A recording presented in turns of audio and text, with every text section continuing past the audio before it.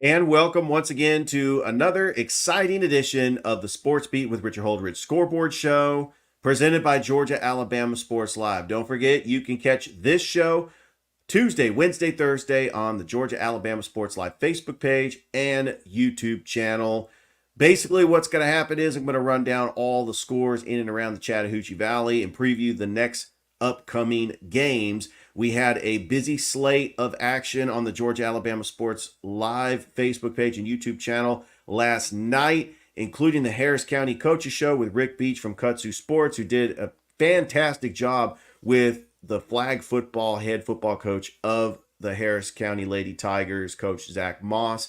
I was on the call for Shaw Sumter County softball as Shaw got the 16-4 victory in 4 innings over the Sumter County Patriots, a huge region contest.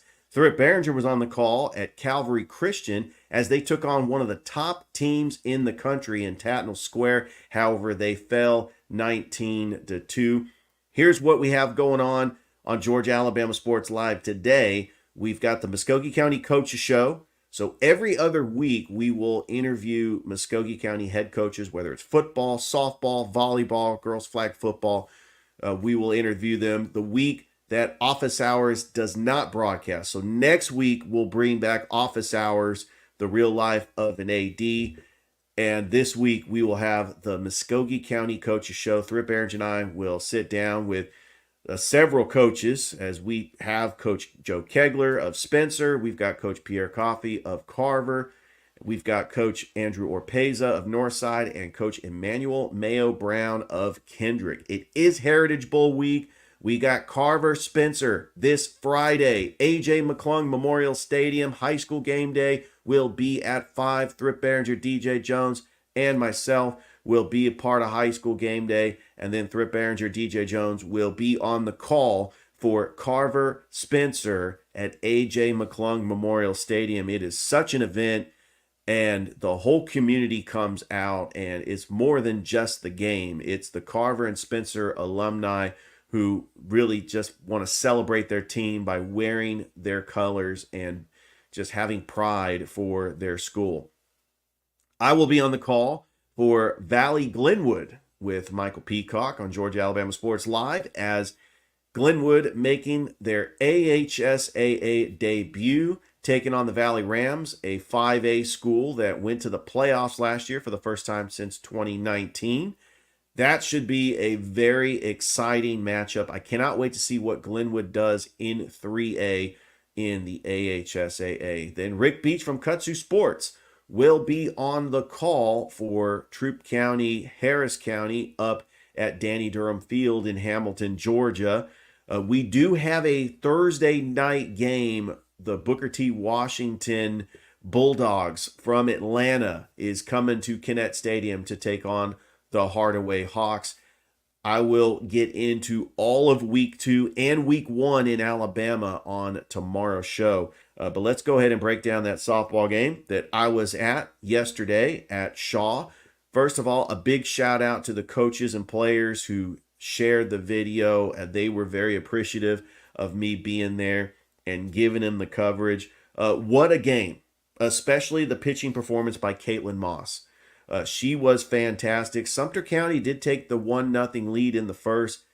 Shaw ended up tying it. And in the second, they put up 10 runs.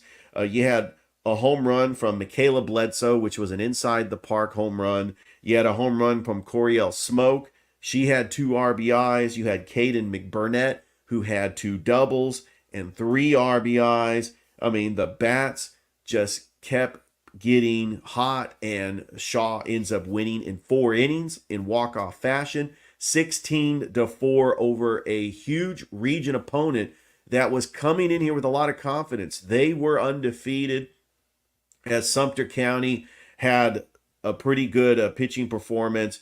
You know, Madison Shelton was hot coming in, and it's just a lot of runs coming out of the lineup for the Shaw Raiders, which will be in action up in LaGrange later today against the Callaway Lady Cavaliers. Now, it's not going to be on the campus of Callaway. They're going to be in a tournament over at the Chauffeured Softball Complex, which is down in South LaGrange. And I'm looking forward to seeing how Shaw responds by playing Callaway up there. And then they'll be back in action at Hardaway on Thursday, taking on the Hardaway Lady Hawks for a region matchup. How about those Hardaway Lady Hawks? They end up getting the victory over the Jordan Lady Red Jackets, their third win of the season. I just want to congratulate the Hardaway Lady Hawks. We're hoping to have them on Georgia Alabama Sports Live in the near future. I'm looking forward to that. Some of the other softball scores around the area. Spencer ends up getting the 11-3 victory over Kendrick. Harris County ends up defeating Jonesboro 15-0. And we also have the Columbus Lady Blue Devils. They are going to be traveling to Barnesville today to take on Lamar County. Some of the volleyball action that's going on. We have Northside taking on Howson County. We also have Hardaway and Kendrick volleyball at Hardaway High School. That is going to be later today. You can catch that on Georgia Alabama Sports Live. I will be on the call for Glenwood, Northside, Howson County, as they are all in a tournament. That is going to be on Thursday. And then we also have Columbus taking on Pacelli on Thursday. And then Harris County is taking on Central and Troup County. Rick Beach from Kutsu Sports will be on the call for that as well. Also, we have our Georgia Alabama Sports Live show that's going to be happening later today. As special guest will be brand new WTVM sports anchor Tony Reese. We're excited about this opportunity for Tony, and well deserved. We hate to see Jonathan Hoppy go. Actually, Thursday will be his last day at WTVM as he is calling the state line showdown between Shaw and Smith Station. That should be a very good game.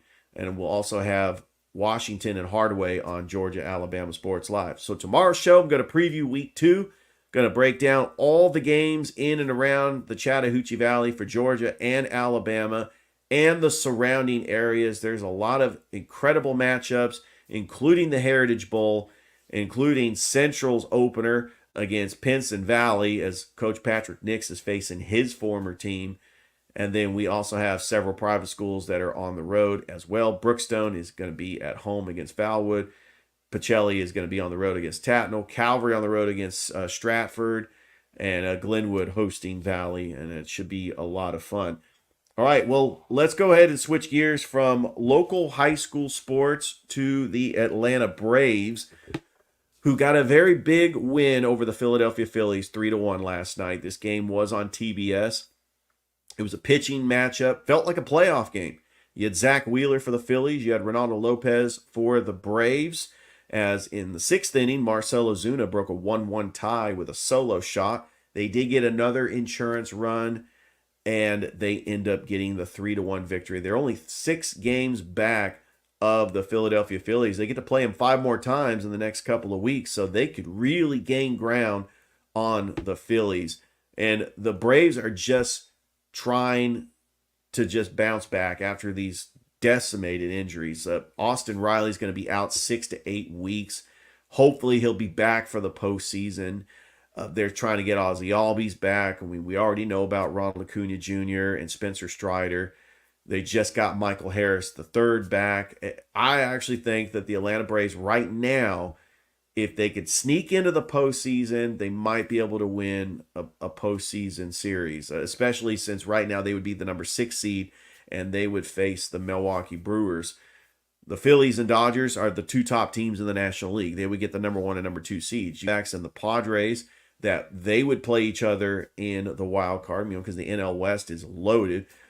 I do think that the Atlanta Braves, when healthy, they're the team to beat in all of Major League Baseball. And that includes the teams in the American League like the Baltimore Orioles and the New York Yankees, who've really come on and had some incredible regular seasons. Just wait to see what they do in the postseason.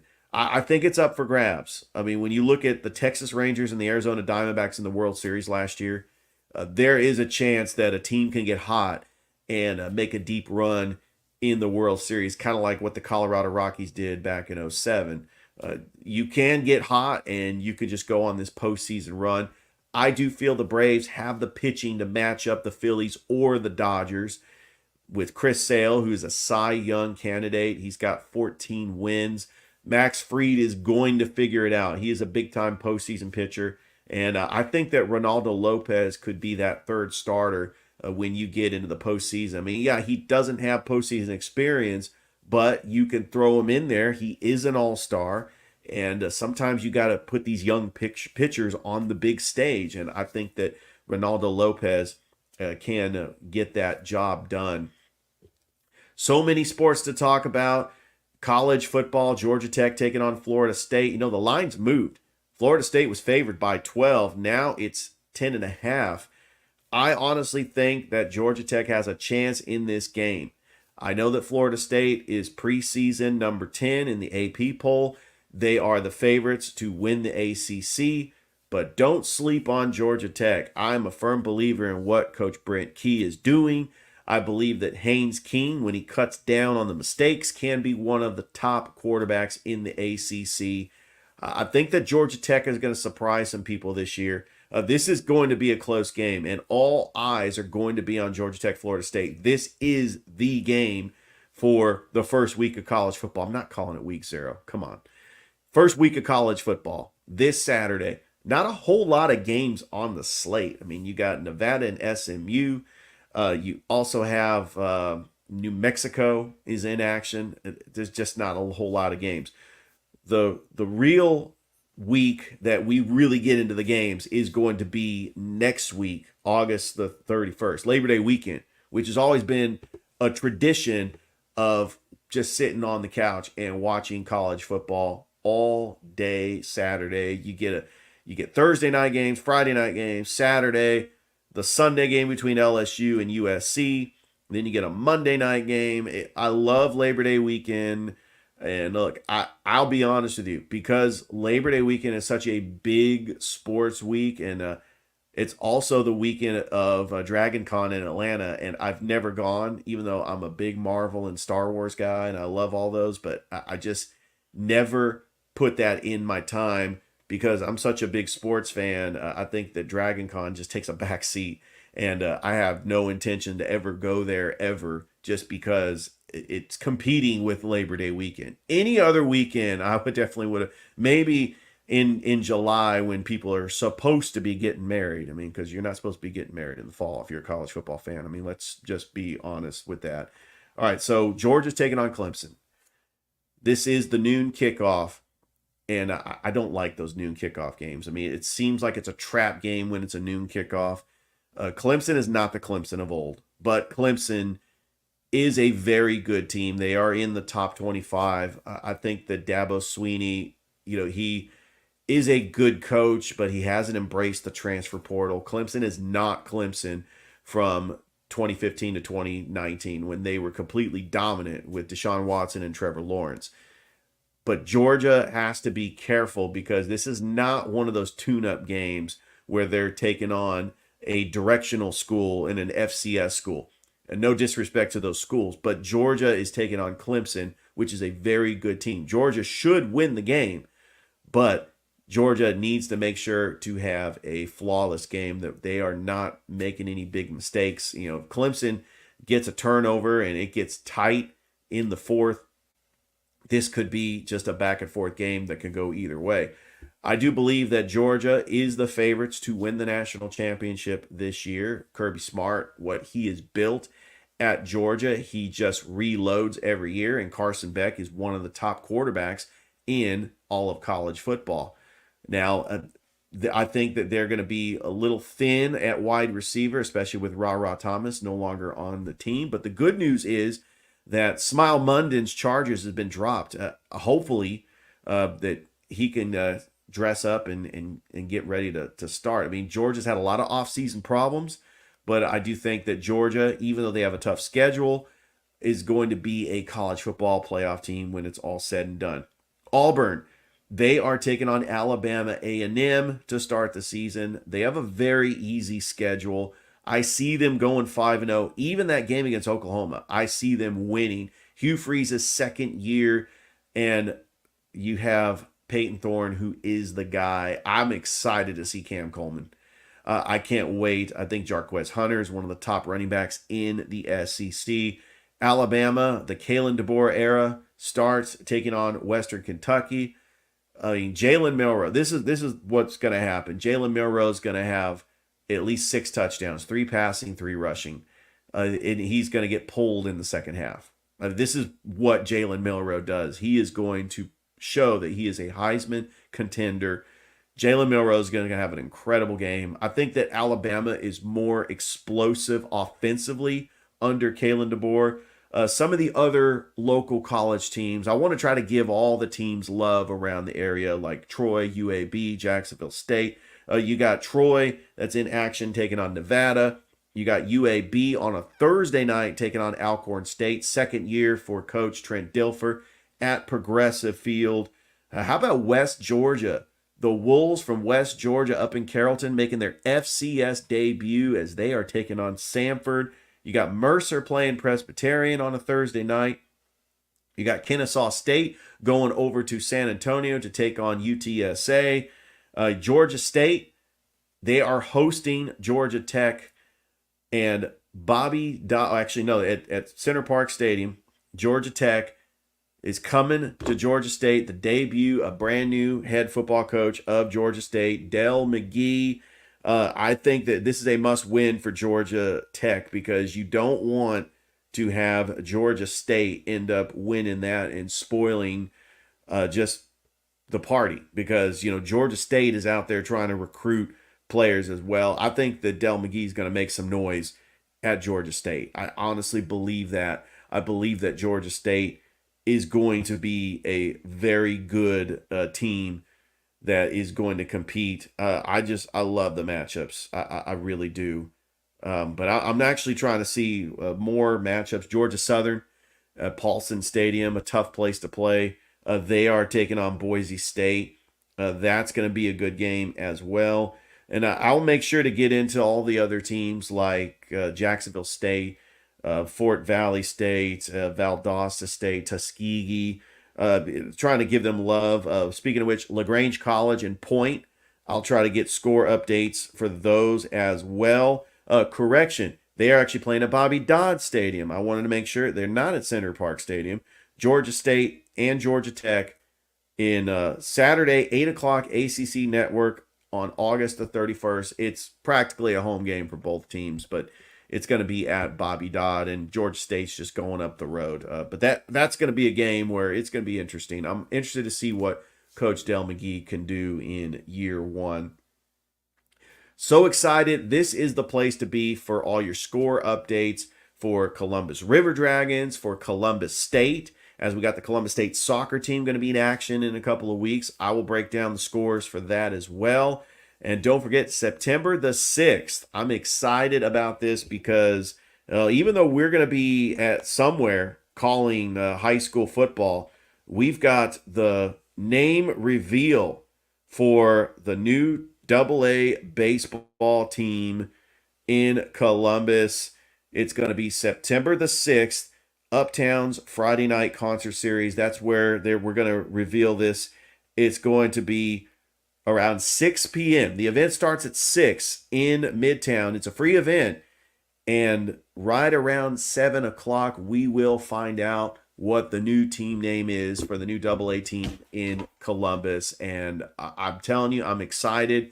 We will announce it on the broadcast because we'll probably find out immediately right when the football games are starting. We will know what the new team name is.